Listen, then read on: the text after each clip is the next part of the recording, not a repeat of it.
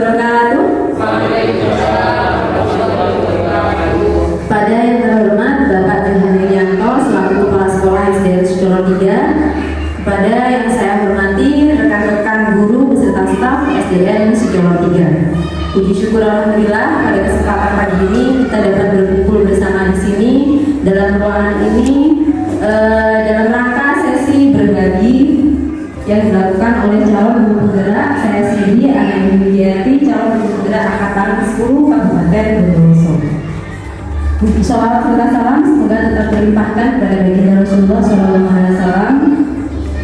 Mudah-mudahan kita telah mendapatkan syafaat beliau di hari akhir. Amin. Amin. Selanjutnya, marilah kita buka acara ini dengan bacaan Al-Quran. Mudah-mudahan acara ini dapat berlangsung dengan baik tanpa ada halangan suatu apapun serta mendapat ridho dari Allah Subhanahu Wa Taala. Ada dalilnya dapat kita lihat.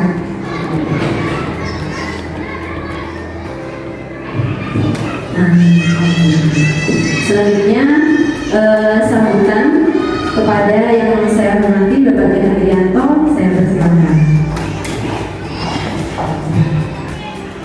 Terima kasih. Assalamualaikum warahmatullahi wabarakatuh. Ya, saya hormati Ibu Ana dan yang saya hormati Bapak Ibu guru yang ada di SDN Sudoro 3. Pertama-tama adalah kita banyakkan bersyukur kepada Allah SWT pada pagi hari ini kita dapat bertemu dalam bacaan secara berbahagia. Bapak Ibu, marilah pada kesempatan kali ini saya selaku kepala sekolah di SDN Sudoro 3 mengharap untuk kegiatan ini dapat diikuti dengan sebaik-baiknya, merupakan suatu kesempatan buat kita untuk memperdalam ilmu kita tentang pendidikan, tentang pengelolaan pengajaran yang ada di sekolah kita. Bapak Ibu, harapan saya kegiatan ini nanti dapat berlangsung dengan baik, dapat memberi manfaat kepada anak-anak kita sehingga tugas-tugas kita nanti dapat dilaksanakan dengan baik. Dan saya mengharap kepada Ibu Ana selaku calon guru penggerak yang ada di sini juga memberi ilmunya kepada teman-teman yang lain sehingga nanti pada akhirnya teman-teman yang lain ini juga mengikuti jejak yang sudah dilewati oleh Ibu Ana sekalian. Terima kasih dan sekian. Assalamualaikum warahmatullahi wabarakatuh.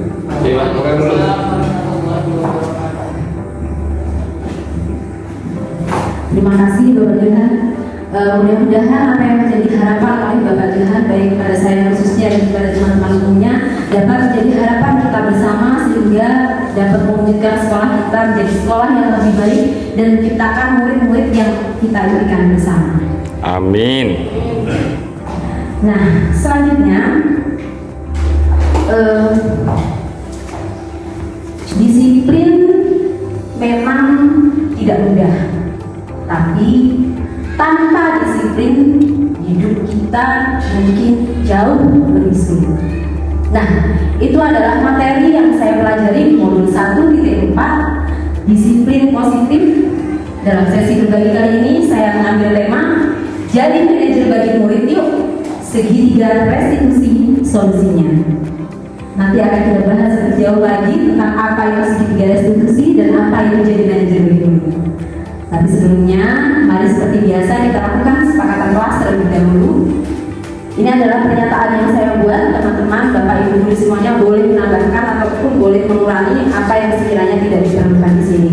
Yang pertama, peserta diharapkan aktif mengikuti kegiatan, saling menghargai dan memberikan apresiasi, menjaga kebersihan, serta full senyum bahagia selama kegiatan. Mudah-mudahan Bapak Ibu guru tidak merasa terpaksa mengikuti kegiatan ini, dan mudah-mudahan kita dapat kebermanfaatan dari sesi berbagi kali ini. Ini adalah sesi bersama, bukan saya sebagai yang paling ahli, tapi kita bersama-sama saling berbagi dan sharing. Jadi diharapkan Bapak Ibu semuanya juga turut aktif dalam belajar bersama di sini. Apakah ada yang ingin ditambahkan? Apakah ada yang ingin ditambahkan ataupun ada yang ingin dikurangi? Cukup? Baik, kalau sudah cukup maka ini adalah kesepakatan kita bersama. Mari kita sepakati bersama dan mari kita laksanakan bersama dalam kegiatan pagi hari ini. Lanjut ya. Disiplin positif dan nilai-nilai kebijakan universal. Saya mohon izin Bapak Ibu semuanya untuk berdiri. Silahkan berpasangan.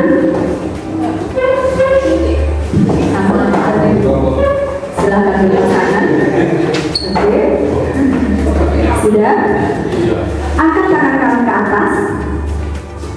Silahkan pejamkan matanya. Pikirkan benda paling berharga yang Bapak Ibu semuanya miliki. Sudah? Boleh buka matanya. Ambil benda itu. Seolah-olah ambil benda itu. Sudah? Dan genggam dalam tangan Bapak Ibu semuanya erat-erat. Oke. Yang harus Bapak Ibu lakukan adalah dengan pasangannya silahkan berusaha membuka benda berharga itu, mengambil benda berharga itu, boleh dengan membujuk, boleh dengan memarahi, boleh dengan diberikan uang segepok mungkin 1 miliar mungkin, boleh dengan menawari, boleh dengan menggelitik, silahkan sampai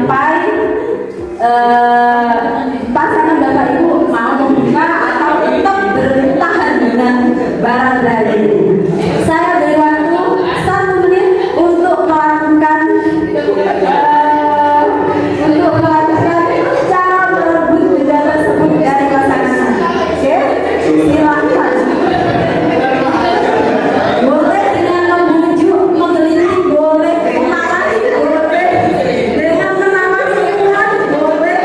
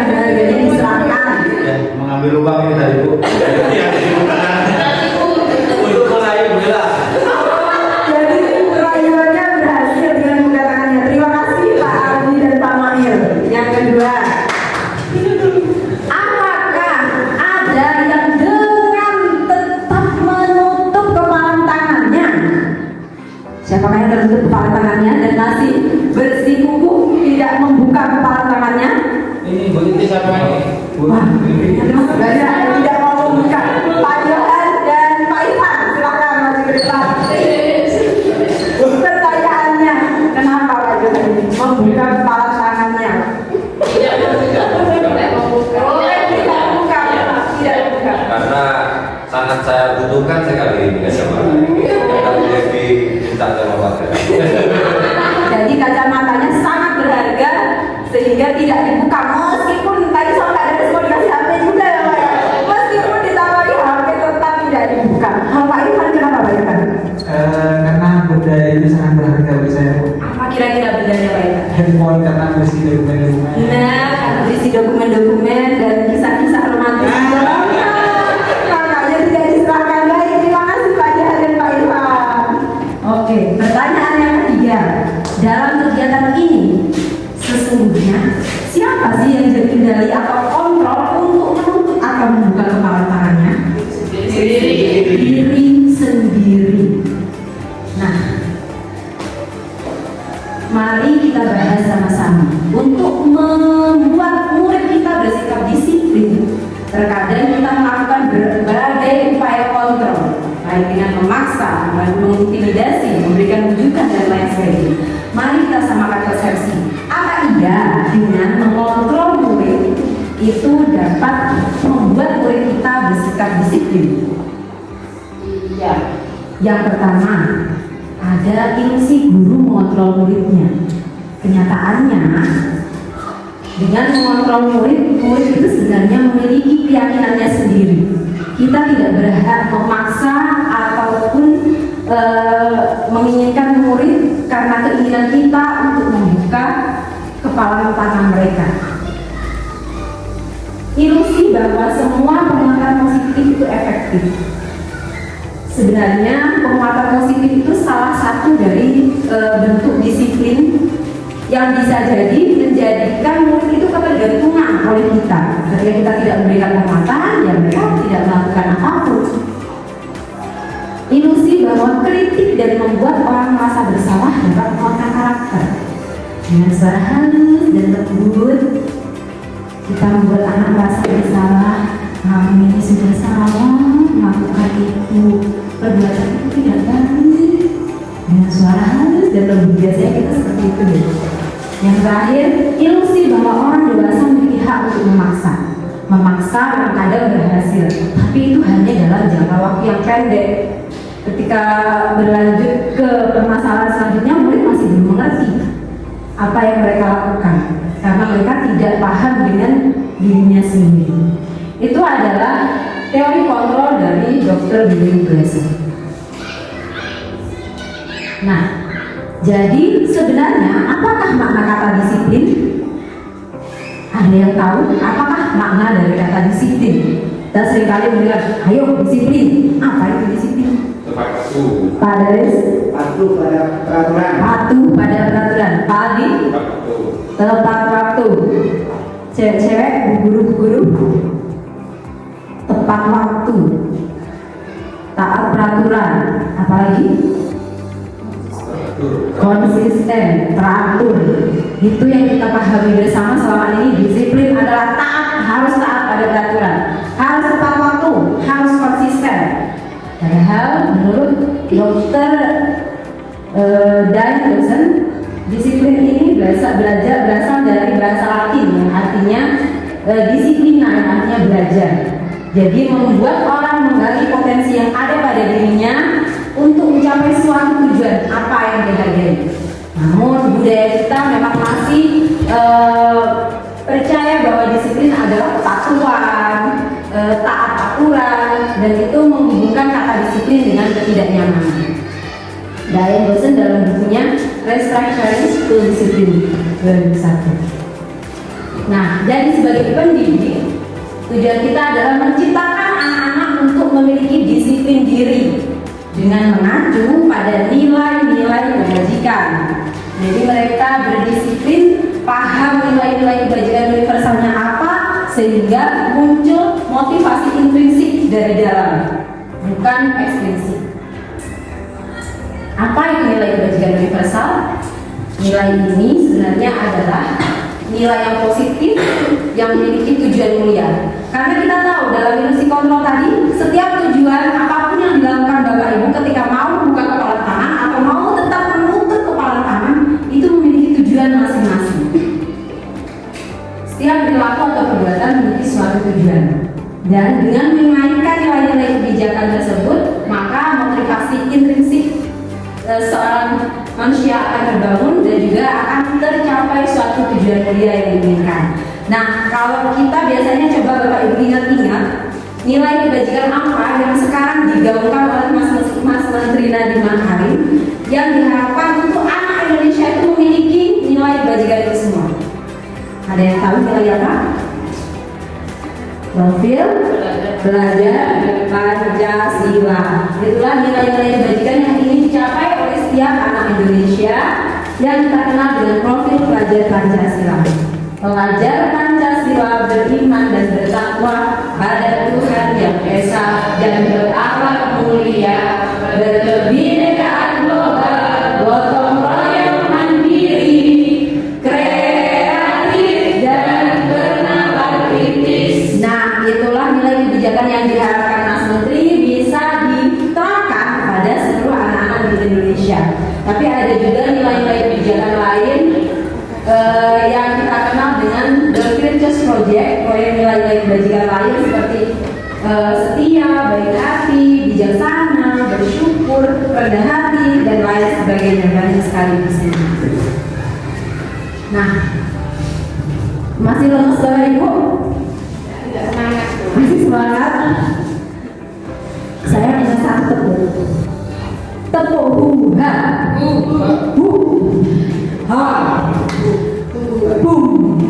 biar Bapak Ibu melek ya, karena ini materinya ternyata masih panjang. Belakang ada 40 slide.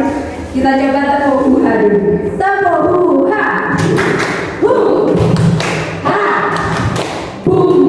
nah lagi dong biar lebih semangat. Tepuk huha,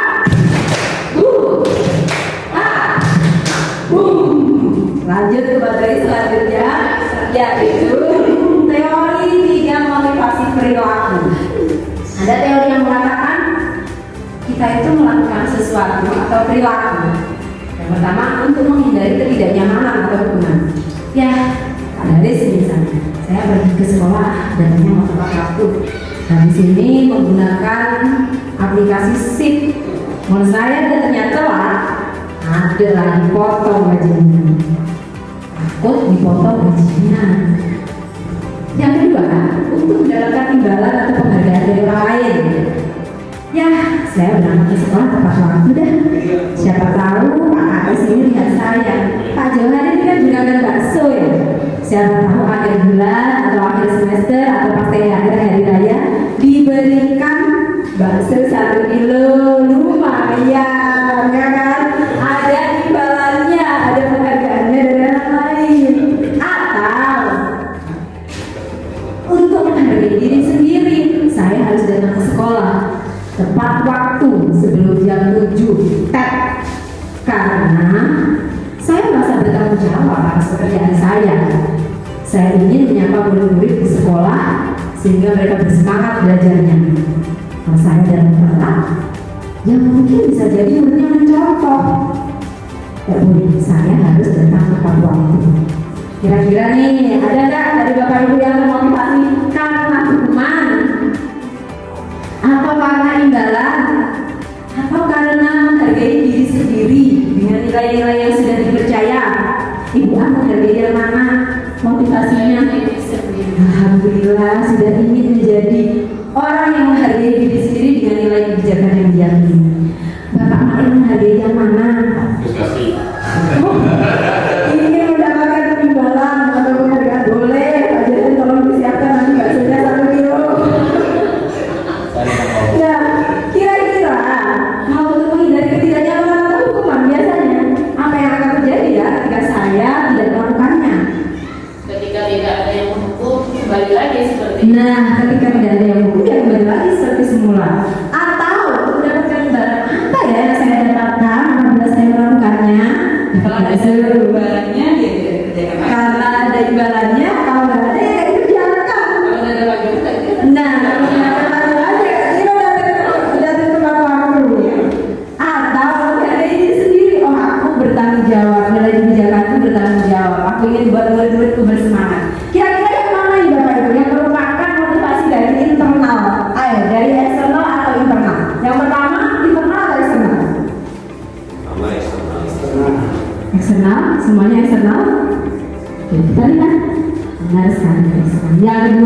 internal, eksternal. eksternal, Yang ketiga, internal. Inilah dia. Motivasi diharapkan muncul dari dalam diri kita itu internal. Kita paham nilai kebijakan apa yang kita inginkan dan kita percayai, sehingga kita menghargai diri sendiri, bukan orang lain. Hukuman dan konsekuensi dihukum nih. Anak-anak, kenapa kamu datang telat? Iya bu, tadi saya bangunnya kesiangan. Ya sudah, cepat kamu pergi keliling lapangan sebanyak 10 kali. Oke, konsekuensi. Anak-anak, kenapa kamu datang terlambat? Kamu ketinggalan pelajaran. Ya sudah, sekarang kamu kerjakan tugas yang sudah diselesaikan di kelas saat kamu ketinggalan pelajaran. Itu konsekuensi. Apa bedanya? Kalau hukuman biasanya tidak berencana, melibatkan satu orang saja. Gurunya saja yang menentukan, muridnya yang penting dihukum, baik secara fisik, psikis, kata-kata. Hanya satu pihak yang menentukan. Kadang anak-anak mungkin tersakiti. Kalau konsekuensi, ada peraturan yang sudah kita buat bersama, mari kita jalankan bersama. Konsekuensinya ini yang sesuai dengan apa yang kamu pelanggar. Murid mungkin akan merasa tidak nyaman dalam waktu jangka pendek. Nah, coba untuk kalimat yang pertama, mencatat 100 kali di dalam buku sekolah. Saya tidak akan terlambat lagi karena terlambat ke sekolah. Konsekuensi atau hukuman? Hukuman.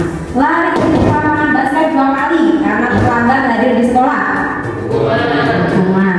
Murid diminta push up 15 kali karena tidak menggunakan masker ke sekolah. Menggantikan kertas tugas teman-teman yang dicoret. Konsekuensi. Membersihkan tumpahan air di meja karena tersenggol saat belajar. Konsekuensi. Murid disuruh mengenakan sepatu seharian di sekolah karena tidak mengenakan sepatu hitam. hukuman Oke, kita lihat seharian di sekolah.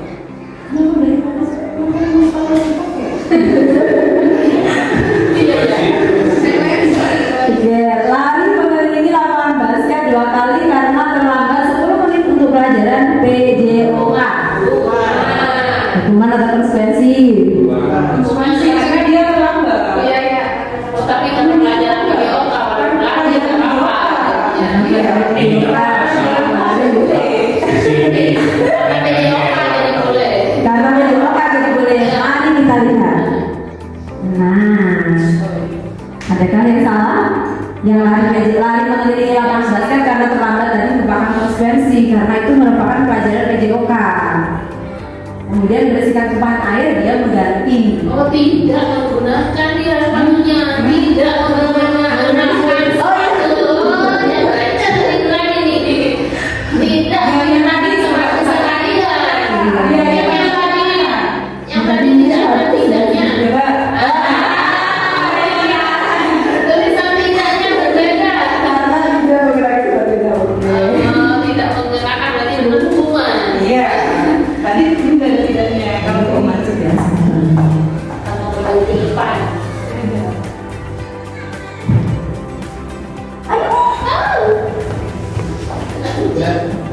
Dan itu membuat penghargaan itu menghukum, tidak efektif, merusak hubungan, menurunkan kualitas, mematikan kreativitas, dan yang terpenting adalah mengurangi motivasi intuisi anak. Misalnya saya bercontoh, saya mengajar anak kelas 1. Mereka memiliki motivasi internal, saya memang harus belajar membaca karena saya ingin tahu, ingin belajar lebih mudah, ingin bisa membaca. Mereka akan sangat bahagia ketika mereka sudah bisa membaca. Apakah rasa bahagia itu yang alami mereka rasakan harus kita ambil dengan memberikan penghargaan, dengan memberikan hadiah? Mereka hanya akan belajar ketika di hadiah. Lalu bagaimana caranya? Kita sebut yang namanya apresiasi atau program kebijakan. Bagaimana contoh dari memberikan pengakuan atau apresiasi kebajikan? Misalnya, kita memberikan kalimat pembuka. Kemarin saya perhatikan selipkan nilai kebajikan di dalamnya. Rasa empatimu besar sekali. Dalam situasi apa? pada saat menolong murid baru di kelas kita. Seperti itu. Jadi program apresiasi kebajikan ini mungkin dapat kita berikan di akhir ketika selesai pembelajaran. Jadi dalam proses belajarnya mereka tidak terganggu. Usahakan secara memberikan apresiasi dengan personal dengan murid, lebih dekat dengan murid.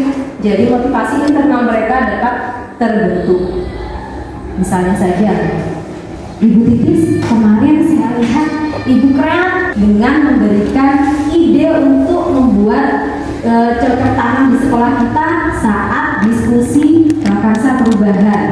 Nah, ada nilai kebajikan di sana, ada pembukanya, dan diberikan situasi di sana. Nah, mungkin bisa memberi contoh, Bapak Daris, contoh dari pengakuan atau apresiasi kebajikan yang bisa dilakukan pada siswa. Contoh. Memberikan hadiah. Bukan Pak, dengan pembuka, berikan selipkan nilai kebajikan dan dalam situasi apa? Seperti yang saya contohkan tadi, Ibu Titis kreatif sekali, nilai kebajikannya adalah kreatif.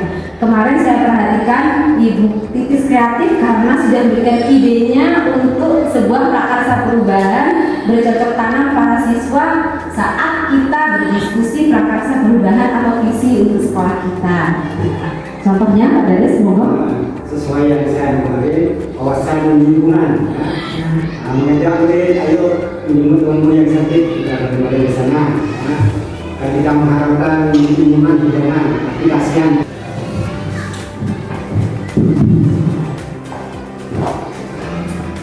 Saya mendengarkan ke wawasan lingkungan salah satunya adalah berkunjung ke murid yang sakit.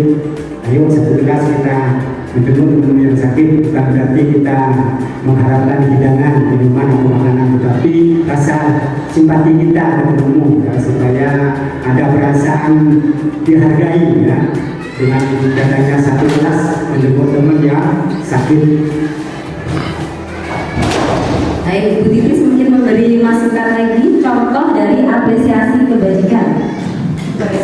Ya, contoh pemberian apresiasi kepada siswa yang saya kerjakan tadi pagi selama kegiatan kerja bakti atau bersih-bersih kelas di kelas 5. Tadi saya memberi apresiasi kepada salah satu siswa. Nah, bagus sekali kamu membantu Bu Guru untuk membereskan memunguti sampah yang berserakan di kelas tanpa harus diberitahu oleh Bu Guru. Rasa ini, rasa tanggung jawabmu akan membersihkan kelas ini sangat bagus sekali dan bisa dicontoh oleh teman-teman yang lain. Mungkin seperti itu. betul sekali. Dan sekali, ada lagi yang ingin membuat contoh satu lagi apresiasi kebajikan. Valdi. Terserah, boleh kepada murid, boleh kepada rekan sejawat, boleh kepada atasan, boleh kepada bawahan. Murid Boleh. saat mengerjakan tugas ada siswa yang tidak mengerti satu materi, kemudian ada siswa yang lebih pintar, kemudian dia yang membantu siswa lainnya belajar sebagai contoh sebaiknya. Menurut saya itu sebagai saya berarti juga. Saya pakai siswa ketika mengajari temannya. Ya, yang tidak mengerti materi yang dipelajari. Terima kasih. Itu adalah contoh apresiasi kebajikan. Jadi setiap kita memberikan apresiasi kepada murid, usahakan di sana diselipkan nilai kebajikan dan ketika dalam situasi apa, sehingga murid benar-benar paham. Tidak hanya, wah kamu hebat nak, hebat yang mana ya? Wah kamu pinter yang seperti apa ya yang dimaksud Bapak atau Ibu?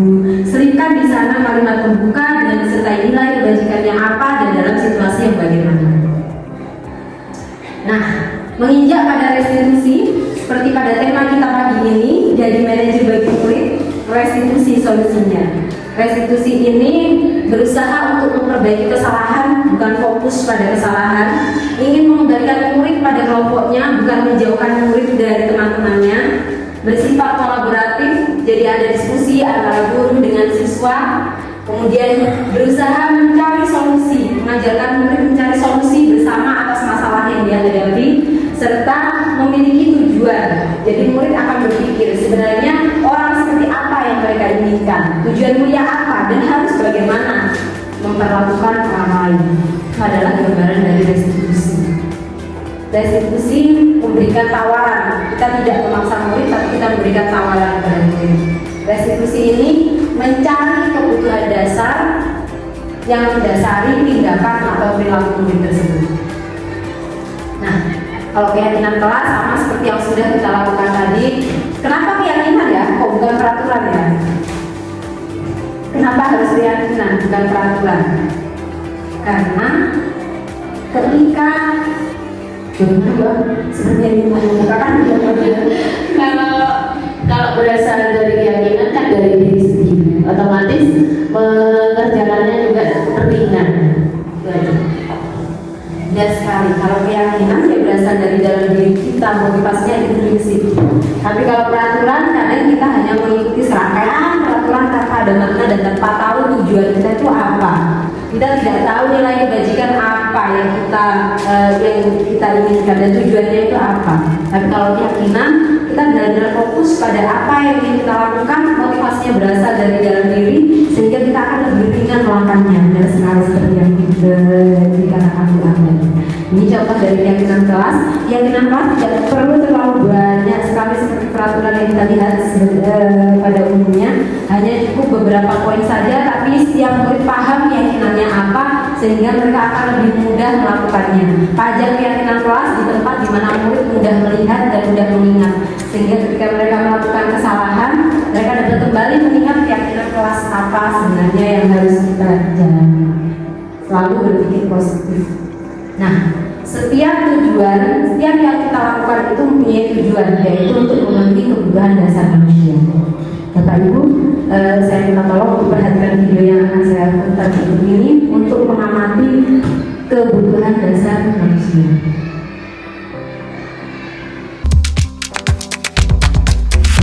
Kamu tidak boleh main di luar ya, karena kamu coret-coret sembarangan di tembok.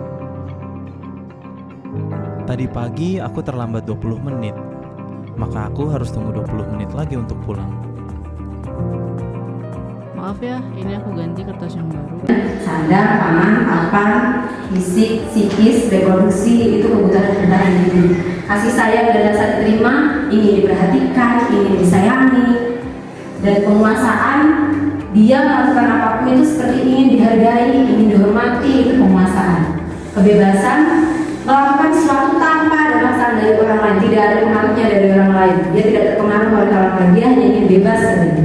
Kalau kesenangan ya udah, dia hanya ingin bersenang-senang, dia hanya ingin bergembira atas apa yang dilakukan. Kira-kira pada kasus yang pertama, ada anak murid TK mencoret-coret tembok. Kebutuhan dasar apa yang berusaha anak ini penuhi? Kebebasan. Ada lagi? Aktivitas berarti bertahan hidup apa namanya, kebutuhan dasar apa yang dipenuhi? Kebebasan, kesenangan, bertahan hidup, kasih sayang. Kita lihat. Ketika dia melakukannya karena kesenangan, ya berarti dia ingin memenuhi kesenangannya, dia hanya ingin saja mencoret-coret. Ketika awalnya alasannya dia iseng, saya bosan Bu. Nah, itu maka dia mencari kebutuhan hidup yang dipenuhi adalah kebebasan. Untuk kasus yang kedua, murid murid SMP yang datang terlambat 20 menit. Kebutuhan dasar apa yang berusaha dia penuhi?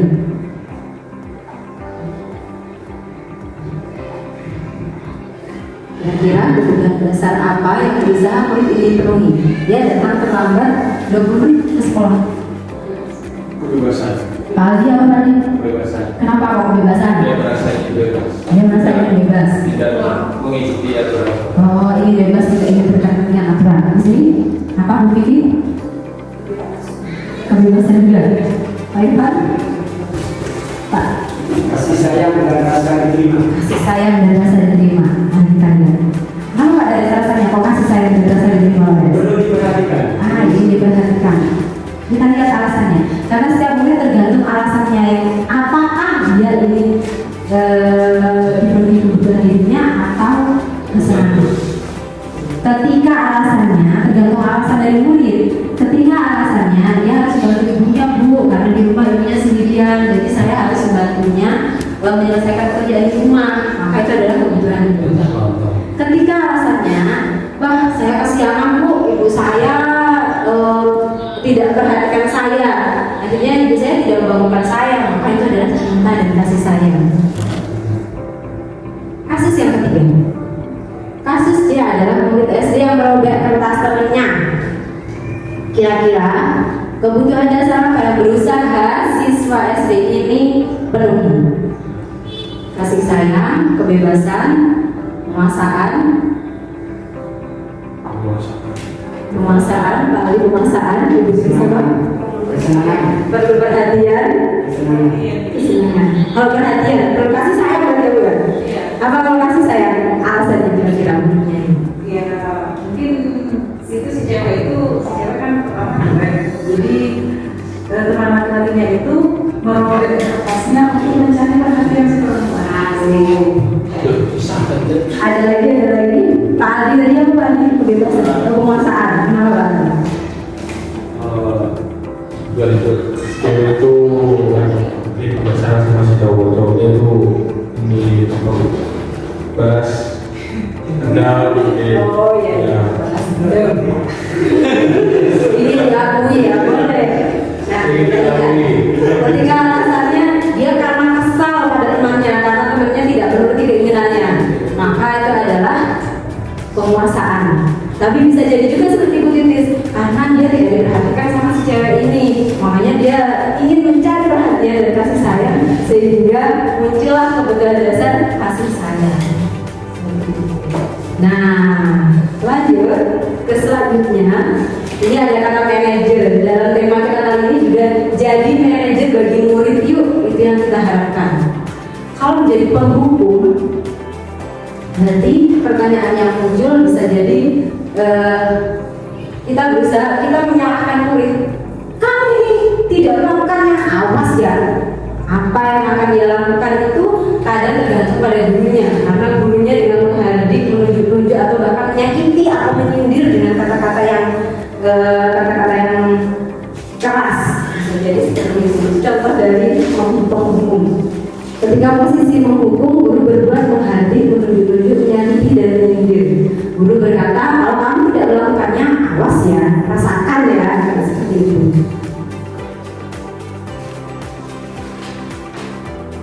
Nah, misalnya dengan mengatakan patuhi saja aturan saya, kalau tidak awas ya. Kalau membuat rasa bersalah ini biasanya dengan berceramah, suaranya halus, dilembut-lembutkan, gitu. Kamu tidak kasihan ya nak sama ibu nak. Ibu lo sudah bangunnya pagi, jam pagi lo sudah bangun. Aku kesini masih baru jengkel. Kasihan lah nak, ibu ini stres lo. Bebannya sudah memuncak lo. Kamu kok tidak kasihan sama ibu nak? Melakukan kesalahan itu diulangi lagi. Buat anak merasa bersalah, suaranya halus, suaranya lembut, gitu ya, dengan berceramah atau mengatakan seharusnya kamu begini nak, bukan begitu, itu salah, seperti itu. Kalau sebagai teman, ayolah jangan gitu nak. Demi ibu lakukan hal yang baik, jangan melakukan hal yang kasar. Dengan berkata seperti teman, memposisikan dirinya sebagai teman. Nah, kalau sebagai pemantau, apa peraturannya? Kemudian dengan melihatkan anak itu mengembalikannya kepada peraturan yang sudah disepakati. Jadi dia mengembalikan atau mengatakan pada anaknya apa yang harusnya kamu lakukan. Kamu tahu kan peraturannya, seperti itu. Dan untuk manajer biasanya dia mengatakan pertanyaan-pertanyaan itu mengaitkan dengan apa yang sudah dia yakini. Apa yang kamu yakini, nah kira-kira seperti itu, apakah sesuai dengan keyakinan yang kamu yakini? Apakah cara seperti itu bisa memperbaiki kesalahan atau malah membuat orang lain itu merasa tersakiti? Sesuaikah dengan keyakinan kamu? Nah, itu adalah 5 posisi kontrol. Mungkin Bapak Ibu di sini semuanya termasuk saya juga masih belajar untuk mencapai posisi terbaik dalam 5 posisi kontrol ini. Semuanya berproses. Kira-kira kalau dalam sekarang ini, dalam hari ini sampai detik ini, posisi mana yang masih sering kita lakukan? Apakah penghukum, pembuat rasa bersalah, sebagai teman, pemantau, atau sebagai manajer? Saya sebagai teman. sebagai paling menghukum gua sebagai teman ya. Pak Dares sebagai apa Pak Dares? Memantau. Siap, memantau. Ibu itu sebagai apa Bu? Tidak perlu saya jawab ya. Ibu mungkin sebagai apa Bu? Sebagai teman. Ibu sebagai apa Mbak? Membuat rasa bersalah, gimana saya harus nunggu gitu. Enak orangnya. Kalau kemarin sebagai apa Pak Mel? Sebagai teman. Mungkin Pak Jonan anak buahnya kira-kira apakah sebagai yang mana ini Pak Jonan? Setuju. Insya Allah sebagai manajer ya.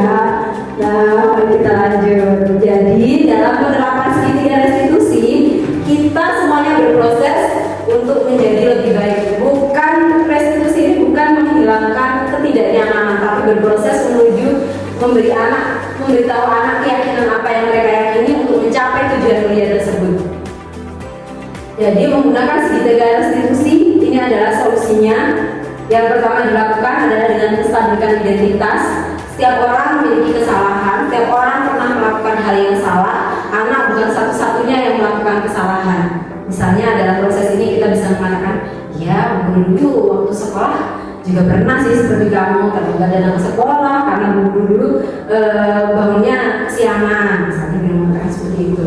Kemudian yang kedua adalah validasi kebutuhan. Setiap yang dilakukan, setiap perilaku anak itu mempunyai tujuan, dan untuk tujuannya adalah untuk memenuhi kebutuhan dasar yang sudah kita pelajari sebelumnya, yaitu misalnya dengan mengatakan, adakah cara yang lebih efektif untuk mendapatkan apa yang kamu butuhkan? Sebenarnya apa yang kamu rasakan? Dan menanyakan alasan mengapa mereka melakukan itu. Kemudian menanyakan keyakinan, nilai-nilai apa ya yang kita sudah sepakati bersama di kelas. Kamu ingin jadi orang yang seperti apa? Seperti itu. Nah, tahapan dari segitiga restitusi yang seperti tadi dijelaskan di awal, menstabilkan identitas, memvalidasi tindakan yang salah, dan menanyakan keyakinan. Mari kita lihat video berikut ini tentang segitiga restitusi.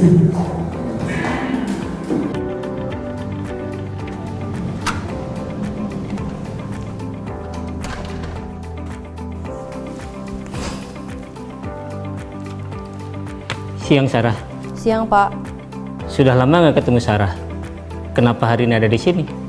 Kesel Pak, kesel banget. Masa aku dikatain tukang fitnah Pak? Ya aku marah lah. Aku balik ngatain Eka di depan kelas. Kesel banget. Oh begitu. Ya pasti kamu marah dan kesal. Bapak juga akan marah apabila ada yang menuduh Bapak seperti itu. Kemudian pada saat itu kamu mau melakukan apa? Ya saya langsung ngatain Eka lah Pak. Kesel banget. Saya bentak-bentak dia depan teman-teman lain. Oh begitu. Pasti kamu melakukan seperti itu karena suatu alasan tertentu bukan? Iyalah, masa saya diam saja Pak? Ya saya bela diri lah. Masa saya dituduh tukang fitnah? Ya wajar lah. Mempertahankan harga diri itu sesuatu yang penting buat kamu. Untung kamu tidak bertindak lebih gegabah lagi. Hanya membentak-bentak.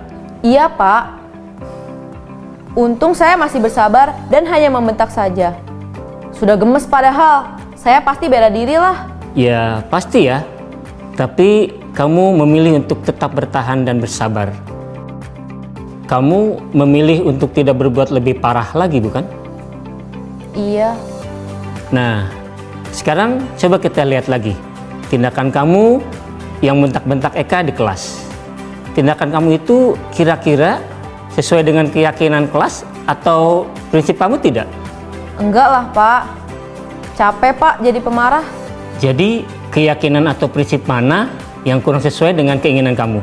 Ya, saya sebenarnya sangat menghargai orang lain.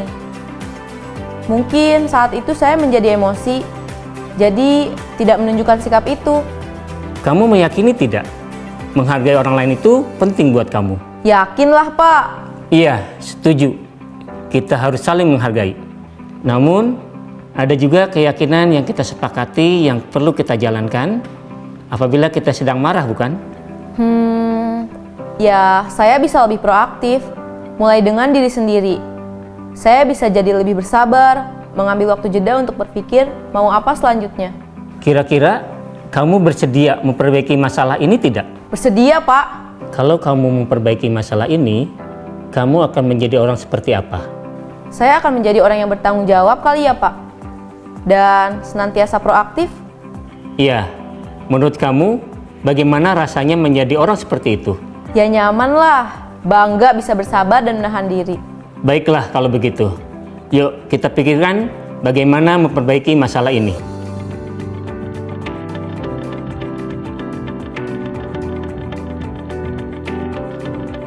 Nah, itu tadi adalah Bapak Ibu contoh dari penerapan penerapan segitiga restitusi.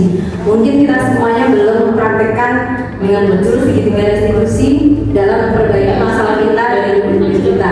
Tapi mari belajar bersama, mari berproses bersama.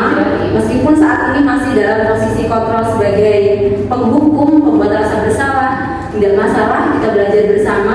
Posisi tertinggi yang diharapkan adalah sebagai manajer dengan penerapan segitiga restitusi. Nah, sekarang saya akan berikan sebuah studi kasus.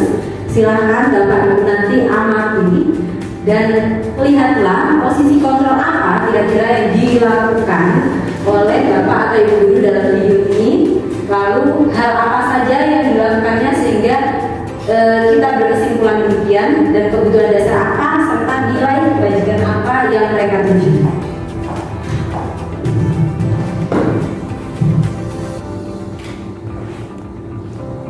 Anak-anak, selesai mengerjakan halaman 50, lanjutkan sampai halaman 56 ya. Baik, Pak. Ya, Haska, jadi basah kali tas aku. Sudah. Haska, ayo jika salah, apa yang harus dilakukan? Ayo minta maaf. Ada kasus yang pertama, kira-kira posisi apa yang dilakukan oleh Bapak Ibu tadi? Tidak memberi kesempatan bicara. Nanti posisi kontrol apa kira-kira? Dari pemantau. Mantau. Ada lagi? Apa? Penghubung. Apa yang dikatakannya? Harus minta maaf. Harus minta maaf. Di sini Bapak itu tidak memberi kesempatan bertanya, tapi dia memainkan lagi apa yang harus dilakukan ketika melupakan minuman yang tepat. Dia lebih cocok sebagai pemantau, karena dia tanya apa aturannya kalau kamu melupakan gelas yang tertumpah di minuman. Itu kasus yang kedua.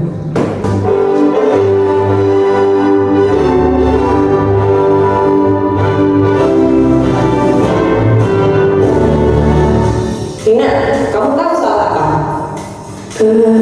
Iya Bu, maaf, tapi saya ketinggalan. Ketinggalan terus.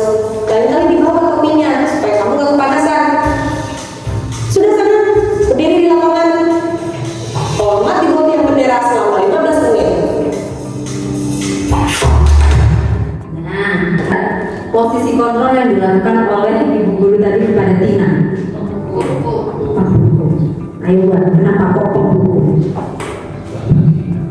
Karena anak tersebut langsung dikasih hukuman berdiri di depan lapangan 15 menit tadi. Terus sekali, posisi kontrolnya adalah penghukum. Lalu kira-kira nilai kebajikan apa yang ingin dituju oleh anak tersebut? Apakah nilai kebajikannya? Disiplin. Terus ada lagi nilai kebajikan apa? Supaya murid tidak mengulangi lagi perbuatannya. Mengulangi lagi perbuatannya. Kita lanjut saja ke kasus yang ketiga.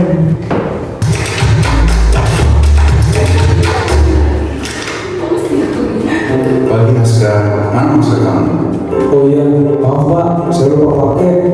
Kamu tahu kan apa konsekuensinya jika tidak memakai masker? Iya Pak, belajar sendiri di perpustakaan. Baik, silakan langsung ke perpustakaan. Desma. Ya, Bapak tadi mengatakan tidak memakai masker, lalu dia disuruh ke perpustakaan. Apa kira-kira? Versinya. Posisi kontrol apa yang dilakukan oleh Bapak Guru tadi? Sebagai penghukum, sebagai pemantau, Sebagai pembuat rasa bersalah atau sebagai manajer? Sebagai pembuat rasa bersalah, betul sekali. Yang terakhir, aku mau pulang Pak. Iya, aku mau pulang Pak. Desma, itu mainannya masih berantakan di lantai. Aku mau pulang Pak. Iya, Bapak mengerti kalau kamu mau pulang. Tapi mainannya belum dirapikan. Kamu ingat gak apa keyakinan kelas kita? Aku lupa. Itu ada di posternya. Bapak bantu bacakan ya. Setiap murid dan guru harus menjaga kebersihan dan kenyamanan kelas. Ini gambarnya. Aku salah ya Pak. Setiap orang pernah salah kok. Bapak juga pernah. Bapak juga mengerti kamu pasti buru-buru ingin pulang. Tapi kita harus lakukan hal yang sudah kita sepakati. Coba Bapak mau tanya, Desma tahu tidak kira-kira apa salahnya Desma? Tidak menyampaikan mainan. Iya, jadi kalau mainan belum dirapikan, bagaimana ya cara kita perbaiki masalahnya? Aku harus rapiin mainannya Pak. Kalau tidak, nanti mainannya hilang dan kelas kotor. Oke ya Pak? Ya, betul. Terima kasih ya Desma sudah mau merapikan.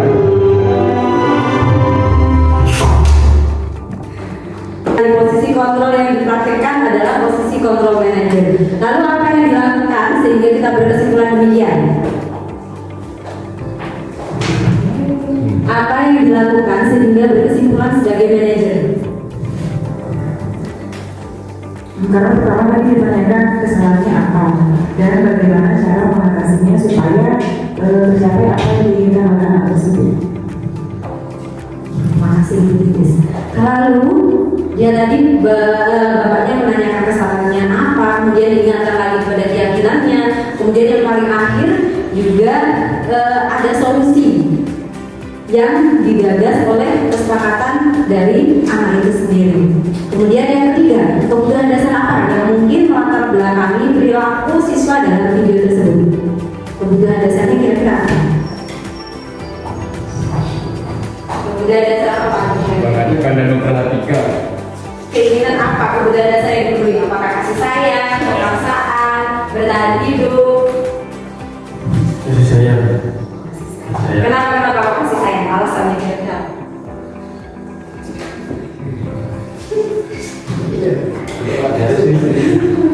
Diperhatikan juga oleh teman-temannya seperti itu ya. Kemudian nilai-nilai kebajikan apa yang dituju atau dibuatkan dalam kasus tersebut? Kira-kira nilai kebajikannya apa yang dituju?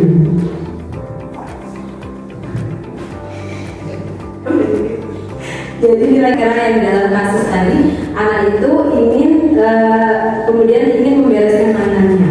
Tadi sama bapak gurunya disampaikan bahwa kembali ke keyakinan kelas. Nilai kebajikannya adalah supaya membuat yang lain merasa nyaman, menghargai teman-temannya yang lain seperti itu. Nah, ini adalah sebelum melakukan refleksi. Tadi adalah akhir dari materi kita pagi ini. Mungkin dari teman-teman atau bapak ibu ada yang ingin disampaikan, mari kita berefleksi bersama-sama. Ada yang ingin ditanyakan, silakan sebelum kita akhiri sesi pada pagi hari ini. Dari Bapak Johan mungkin ingin memberikan masukan atau pertanyaan terkait materi kita pada pagi ini, yaitu tema jadi manajer bagi murid. Yuk, segitiga restitusi solusinya. Boleh masukan, boleh pertanyaan, disilahkan. Oh ya, silakan Bu. Ini pertanyaan sebelum kita bisa menjadi murid, bisa menjadi manajer bagi murid. Otomatis yang perlu diperbaiki adalah dari diri kita dulu sebagai guru. Bagaimana cara mengendalikan kita sebagai guru agar bisa dan mampu ini gitu loh. Solusinya apa namanya itu ya? Resep mungkin. Resepnya supaya kemauan pada diri guru ini juga muncul. Supaya terbangun juga bagaimana sebelum kita bisa menjadi murid. Jadi gurunya dulu bagaimana cara memperbaiki diri sendiri dulu supaya terbangun kemauan itu. Terima kasih. Itu tadi pertanyaan dari Ibu Ab. Jadi bagaimana ya supaya kita sebelum berproses kepada murid menerapkan ini, bagaimana kita sendiri supaya bisa melakukan posisi kontrol yang terbaik sebagai manajer tadi ya. Jadi semuanya berproses, tidak ada yang instan. Menjalani segitiga, menjalani posisi kontrol sebagai manajer tidak harus menghilangkan, tidak harus langsung secara instan, tapi tetap saja kita lakukan perlahan. Pertama, munculkan motivasi intrinsik dari dalam diri kita. Jadi munculkan motivasi intrinsik kita. Carilah nilai-nilai kebajikan apa yang ingin kita capai untuk mencapai tujuan mulia tersebut. Kemudian lakukan perlahan, meskipun tahap pertama kita masih sebagai penghukum, lakukan terus berbagai pendekatan teori kontrol tadi. Selanjutnya ketika sudah mencapai posisi pemantau, maka perlahan tidak harus secara instan, pelan-pelan kita dapat melakukan posisi kontrol sebagai manajer. Kuncinya adalah praktekkan, dan terus praktekkan tanpa merasa bosan. Terima kasih. Cukup menjawab ini Pak? Iya. Silakan pertanyaan yang terakhir. Ibu Tulis. Ini ada ya, pertanyaan kedua ya. Kalau bagi saya ini kan tadi masuk tipe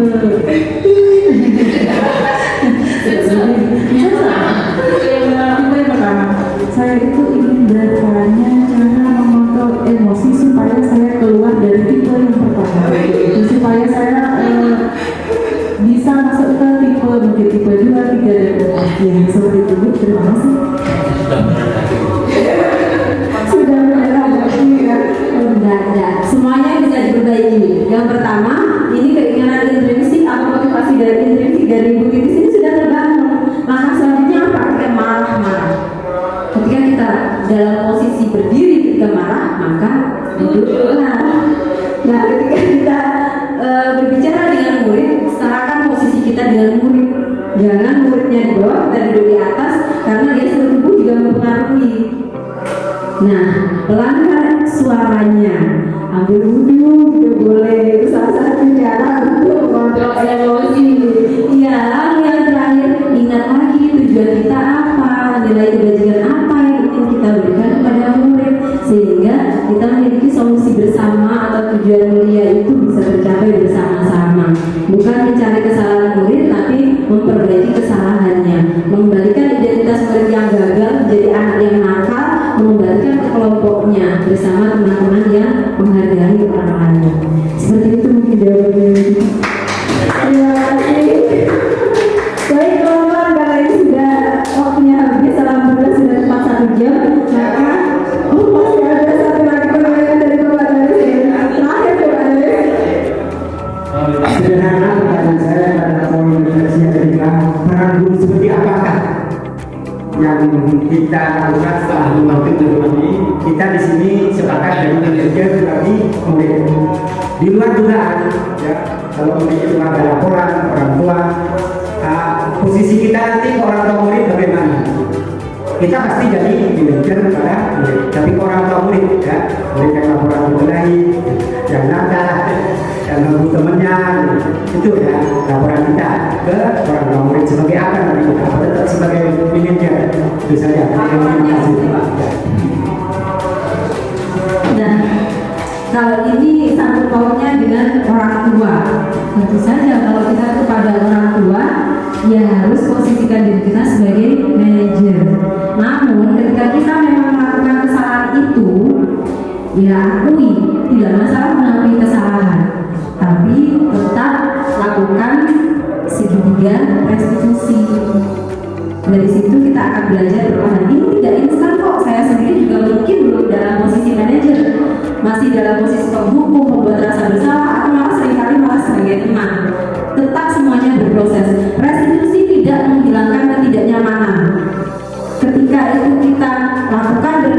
sekali, diulang lagi tetap seperti itu, diulang lagi tetap seperti itu.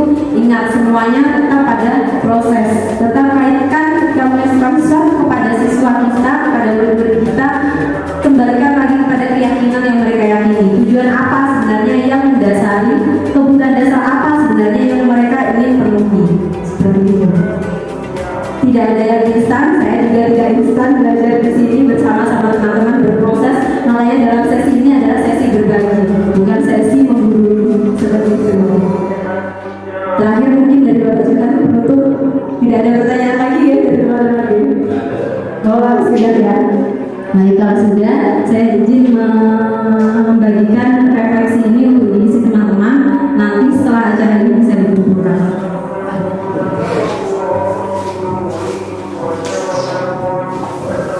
Refleksinya bisa diisi nanti sebelum pulang sekolah, mungkin bisa dibagikan, dikembalikan ke saya. Hal baru apa yang kira-kira berubah pada diri saya, terus perasaan apa setelah muncul dan setelah mengikuti sesi ini. Monggo diberikan masukannya untuk sesi berbagi yang lebih baik lagi, dan peran baru apa yang diinginkan, dan yang terakhir saya akan menjadi guru seperti apa setelah mengikuti sesi berbagi kali ini.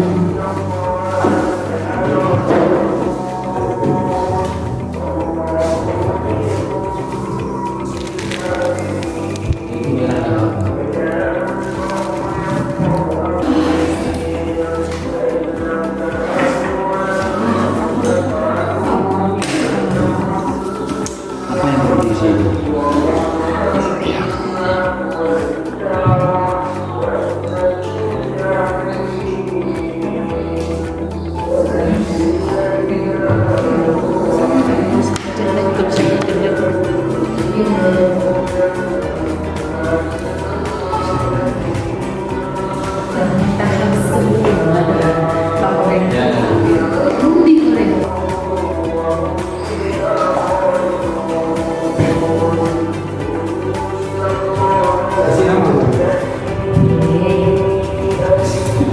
Bisa saya kan beda.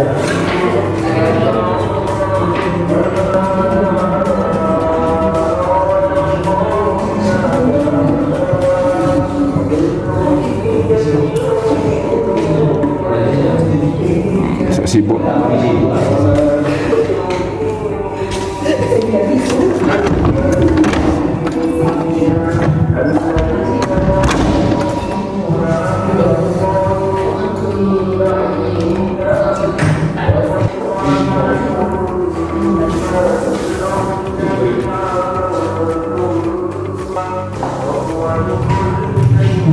Sudah selesai Bapak Ibu? Sudah.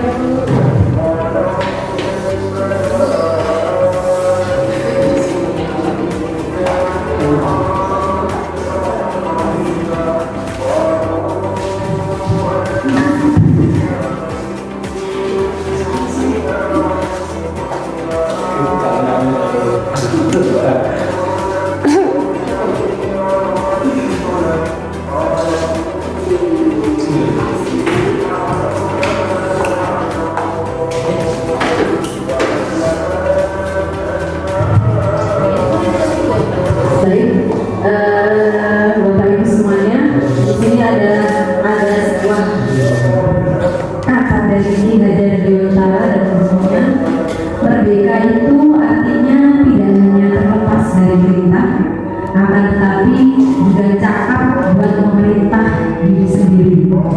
Jadi dia tahu apa yang dia lakukan, dia tahu apa yang dia yakini, sehingga dia mampu menjadi diri yang cakap buat memerintah dirinya sendiri. Merdeka. Terima kasih Bapak Ibu semuanya, terima kasih. Pergi Tasya di hari Minggu. Ulangi. Pergi Tasya di hari Minggu. Bawa tenda, naik perahu.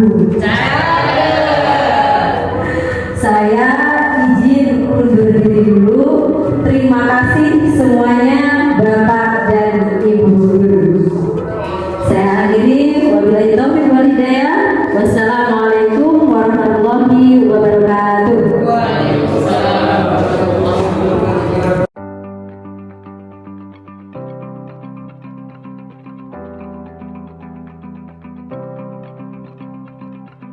Bu Guru tadi mendengar cerita dari teman-teman kamu. Sepertinya kamu ada masalah ya? Ada apa? Apa yang bisa Bu Guru bantu? Saya main bola di kelas, Bu. Dan tidak sengaja saya menendang bolanya ke jendela. Kenapa Faiz main bola di kelas? Saya merasa bosan, Bu. Tapi sekarang saya lihat kaca yang di kelas akan seperti rusak dan pecah. Bu Guru tahu kamu merasa bosan. Bu Guru juga pernah merasakan hal yang sama. Tapi sekarang kamu lihat kacanya menjadi pecah dan rusak. Kira-kira apa yang bisa kamu lakukan untuk memperbaiki masalah ini? Saya rasa kaca yang pecah akan mengganggu kegiatan belajar dan membahayakannya. Dan sepertinya kacanya harus diganti yang baru. Tapi saya takut bilang kepada orang tua saya. Dan saya juga tidak punya banyak uang. Benar sekali Faiz, kaca yang rusak dan pecah bisa mengganggu pelajaran di sekolah dan belajarnya menjadi tidak nyaman. Terima kasih atas idenya Faiz. Nanti Bu Guru coba ngobrol ke kedua orang tua kamu dan juga Faiz bisa minta tolong ke Pak Irfan untuk memperbaiki kaca yang rusak. Apakah itu bisa membantu? Ya Bu, terima kasih. Baik Faiz, terima kasih. Saya senang sekali bisa berdiskusi dengan Ibu Guru. Saya menjadi sadar bahwa harus berhati-hati dalam melakukan apapun, termasuk tidak bermain bola di dalam kelas. Saya juga meyakini bahwa saya harus menjadi pribadi yang bertanggung jawab dan tidak merugikan orang lain. Terima kasih Ibu Guru.